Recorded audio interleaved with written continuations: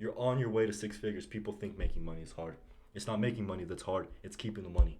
Keeping the money is extremely difficult because you're so tempted to buy the newest car, the newest item, because social media influences us to make us, purchase these purchase these all expensive these things items. That don't actually matter. We don't need them. I mean, but hey, once I'm start pushing 6-7 figures, I'm gonna buy these cool things because me personally, I want to enjoy it. I worked for it, but I'm not saying that I'm gonna have just one business giving money. I'm gonna have these multiple streams of income that then you can go spend. Yeah. But I also think I think you'll agree with this, and I want your input too. Once you get that money, right, you'll no longer want necessarily these desires that we have when we're in this position. Like, let's say you hit 7 figures. What do you want right now? Like, if you were to have 7 figures, what would be a luxury item you buy? A luxury item? Would you buy a car? Would you buy a watch? What would you do? A nice tailored suit. Okay, so you buy a really nice suit, right? Yeah. But then once you get there, you'll probably not even want that. What you'll actually want to go do is travel. You'll want to do things that aren't materialistic when you hit that money. Because once you're out of the realm of everything being materialistic, that's when you actually gain wealth. Yeah. Not only mentally but physically. Because that material is what keeps you down. That's like that social media. Social media pushes you there because that's what looks cool. But once you actually are rich, you don't want that stuff anymore because you don't care about what some dude on the internet thinks, right? You actually want the cool things, which is going to see the world, but see new cultures. There's also, not to cut you off there. Oh, you're good. There's also a deeper level to the dependency of wealth because there's wealth. Yes, you get rich. Yes, you want to travel places. Yes, you want to go see cool, nice places. But then after you visited every place that you wanted to, after you saw everything that you wanted to, what next? Power. You want power. Yep. You want a group. You want to influence a group of people, and that's all rich people do. I mean, the really wealthy people, what do they have the most that even money doesn't matter? Power. Yeah. They have influence. They can control a society. They can control us. And I actually own this company named Rare Soul Society. I named it Rare Soul Society because I think that there's high individuals in this world that actually are young entrepreneurial. Is that how you say it? Young entrepreneurs. There's young men out there that are actually working, grinding every day, and they're actually putting in the work, who are actually establishing themselves as men, meeting these fine other, like a group of men just like us in a room sitting down talking about business, talking about let's make 6 figures, let's make 7 figures, how can we blow up this business, how can we do this, that. And I think once the traveling gets done, once you're done with all of that, you want power. You want you want to be comfortable. You want to make sure that I have quote unquote power over these people. I have influence enough that money is no problem to me. I can make fucking 6-7 billion right here. It doesn't matter no more. See, sorry, this is kind of just going back to a little bit. I think the reason why we want those materialistic things is literally just because that's what society makes you think. Okay, that's what rich people do, is get all these stuff, right? Yeah.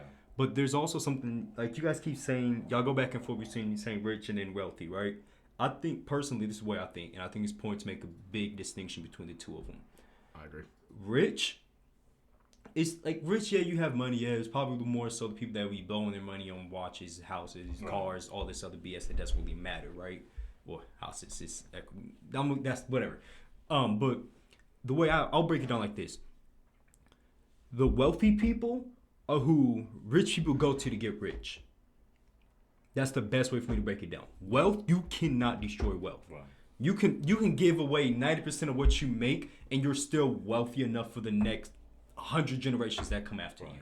Yeah. But rich people, like, you die, all your money could be gone the next day. Yeah. Like, it doesn't stick around. So for me, what would really matter is when it comes to, I would want to be wealthy, right? Because that to me also ties in with a legacy and what I can give and leave behind for the later generations and stuff like that. Yeah. But as far as, okay, what now? Then yeah, if you see this, even when I'm not even including money, you see it happen all the time when it comes, like, let's look back in medieval times type, right? You got a really well-known warrior who's top-notch, top of his class, right? He eventually, once he achieves the level of status, that he's achieved, once he's recognized he's done everything, he's all the goals he set out to do, he then wants an apprentice, somebody to now share that with, teach, and then bring up to hopefully follow or lead in his footsteps, or even push him toward the right direction. Bring in wealth now, money. The same thing would happen eventually. Of course, you would want to influence people because now you're at this point like, okay, I've traveled the world, I've seen the beautiful things it has to offer. You do it to people you love the most and stuff, then you actually enjoy it. But now, I want other people to enjoy this too. There's a level of when you hit this status, there's like this level of like accomplishment. You have this level of accomplishment, but you want to push others to achieve that same or similar accomplishment as well. That's what I think about it. Yeah, that's what I was about to say after he said with that power, that's what matters, what you do with that power. Yeah. You either go the route of, once you get wealthy and you want the power, right?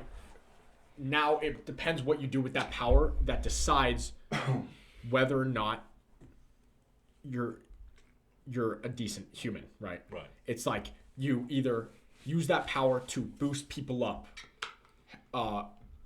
your family, the ones you love, you help them either boost themselves, you let them enjoy life, that sort of thing, or you become A monster. a monster with that power. You become extremely negative, or you try to tear people down. I think that's more of giving to people. You give your power. If you start influencing people and control, that's what that is. That's control. Right. And that's very bad. That's the two different types of wealthy people. You either go the route that you give to people, or you become a monster. And the people that become a monster are never happy with their wealth. That's the difference. Right. People that are over here that give, they realize the wealth doesn't mean a thing. It genuinely means nothing if you don't have anyone that you're doing it with. Yeah. If you don't have anyone there for you. Because the route that you went control, most likely you lost everyone on your way there. Either you tore them down, you left them behind just because that's who you are, and now you have no one and you realize your wealth means absolutely nothing. Right. It's useless. Right. Because it's all material crap. It's spiritual wealth that's important. I got something to say to that. Wealth, in my definition of, I'm not saying I want power, like, control a group of men to, fair enough. Let's riot. No, Yeah. I want the power within that is more of your net worth of with people is the relationships that you create with certain groups of people. It can be with women, it can be with men like us. We can be networked once 10, 15 years. Once we're men of status and power, we're going to be networking. And that's what it is. It's the people who decide to, when they're coming up with wealth and they decide to slash other people down, there's backlash to that. It goes back to that chart that we were looking at. Karma was on there. Yeah. Karma is real. The law of power, the law of attraction is true. And I believe in, not manipulation. I believe manipulation exists. I believe in manifestation. Well, manipulation does exist, of course. You can manipulate somebody if you read like certain laws of power. There's always an aspect of manipulation going on. But the manifestation part of when you speak out something, when you say it every day, when you truly believe it and you truly want to prosper, then you actually get that wealth. Then you actually start becoming who you actually want to be.